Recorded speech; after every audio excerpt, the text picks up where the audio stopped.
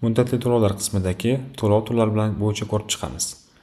Bu yoqda ko'rib turganimiz 7 tasi bu bizga avtomatik tarzda yaratilgan to'lov turlari.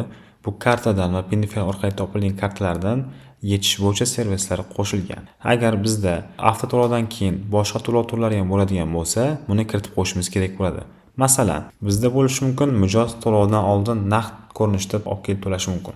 Shunda biza naqd deb yozib qo'yadigan bo'lsak, mijoz bizga to'lov qilganda shu to'lov turi bo'yicha qabul qilishimiz mumkin bo'ladi.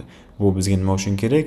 Qachonki mijoz to'lov qilib ketgan bo'lsa, oy bo'yicha biz naqdda qancha to'lov qabul qilganmiz, karta orqali qancha to'lov qabul qilganmiz yoki avtomatik ravishda necha pul yechib olganmiz.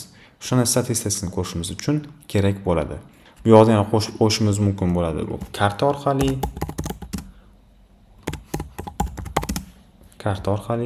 va boshqa to'lov turlarini ham qo'shib qo'ysak bo'ladi. Biz o'zimiz qaysidan foydalansak.